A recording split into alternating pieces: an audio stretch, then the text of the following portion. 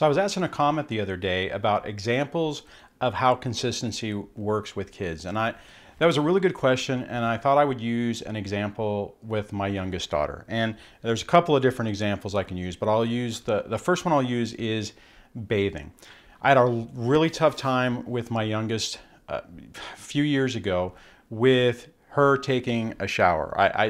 I think I mentioned this story before where when I would take the kids to their physical appointments, I even at one point had to ask the question of the doctor or the pediatrician, hey, how often do kids need to take a bath or a shower? And the answer was every day. And I was like, what, every day, every day? Anyways, so that was the first part of that, was to set the ground rule to where I had some authority, because what I was dealing with is, well, mommy doesn't make me take a shower every day. I get to take a shower every other day. And realistically, she was probably taking a shower maybe once every 2 or 3 or 4 days. So the first part of that with consistency was setting up a time, which is I use 8 o'clock, to start the whole process for taking a shower. And actually I pushed taking a shower, not a bath, just because baths were even more complicated than showers.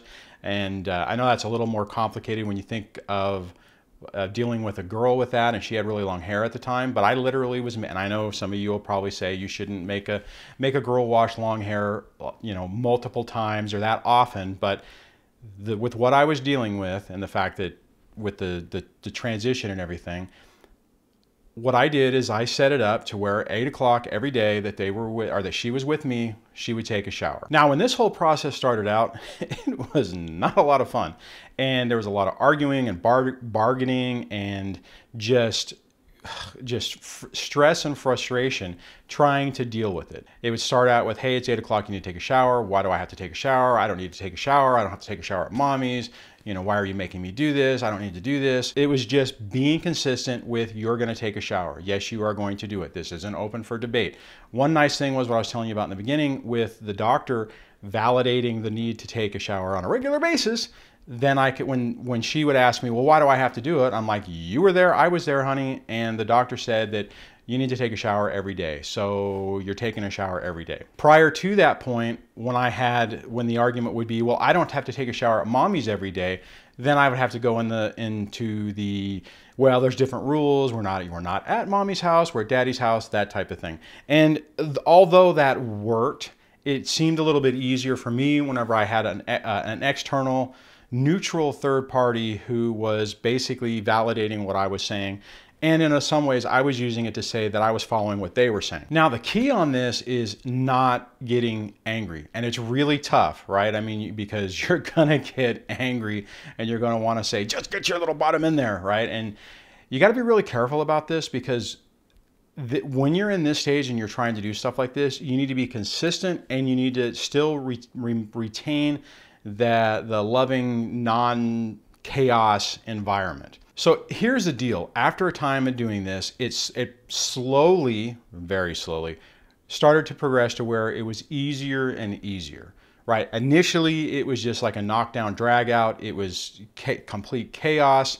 And it took all the strength I could muster to just not want to just basically strangle her. I mean, it would get so frustrating and hard to deal with. But you have to be really careful about that, because that's part of the triangulation that the other parent is trying to use. They're trying to set up situations to where you lose your cool, validate their point, and further alienate your child. You end up alienate your child against yourself. So the interesting part about this, and one that I was worried about initially, is that I would force the issue. She would finally march off, stomp off, go take a shower, and that I would still have to deal with an attitude afterwards. And for the most part, as soon as the ground rules were set and she realized that she couldn't negotiate any more out of it, sometimes she still might be angry getting into the shower. But by the time she got out, things were not relatively, things were calm and back to normal.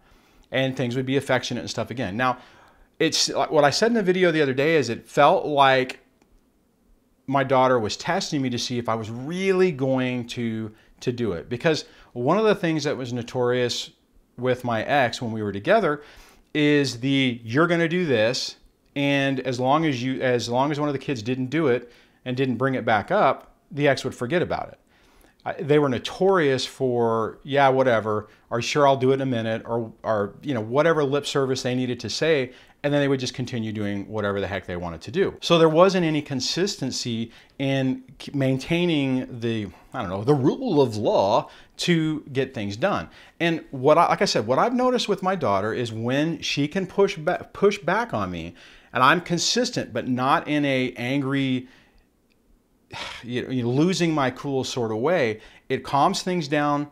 And now actually, if it happens, it's really quick. I mean, it's really weird because what happens in the beginning is you really have to struggle, right?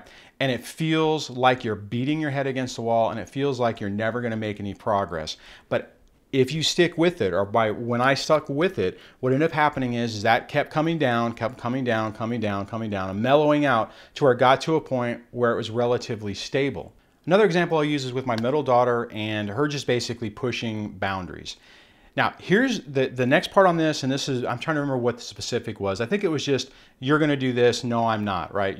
Stop doing this, or else. The one thing I got to tell you is make sure if you set a consequence down that it's not too much. Make sure it's measured, because if they push it, you don't want to say, if you don't stop if you don't stop talking back, I'm going to remove the door and take everything out of your room and you're going to sleep on the floor, right? You don't want to do something super drastic.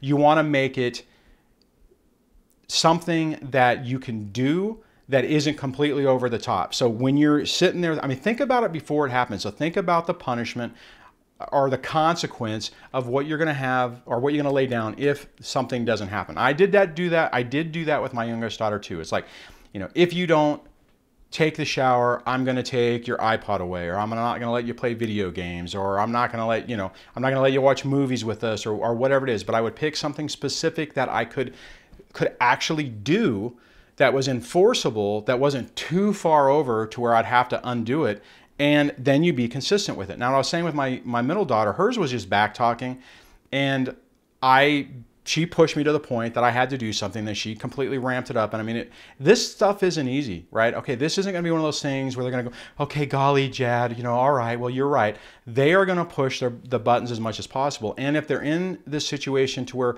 they haven't really had firm boundaries before, you could absolutely guarantee that they're going to push it as far as they possibly can. So you have to make sure that you're super calm, that you really have everything under control, and you have an idea what your next move is going to be. For instance, on this one example I was talking about with my daughter, where I was trying to tell her to stop doing something, basically I think she was talking back to me, and I was being really calm about it. And she kept ramping it up, and I'm finally like, look, if you do this, I'm going to take, I don't know what it was, like your iPod or your phone away. And so she finally ramped it up. She went running, I basically told her to go to her room. I went to her room, grabbed her phone. She freaked out. First thing she tried to do, I've mentioned this before, I live about a mile from my ex. She ran out the door to go run to mommy's. I was able to grab, now that one I did have to raise my voice. I told her to get back in the house. Fortunately, she did. Told her to go into her room. She was in her room. Then she started throwing stuff around. Now at this point in time, money's really tight, and I thought she was going to actually destroy something. So I did go in there.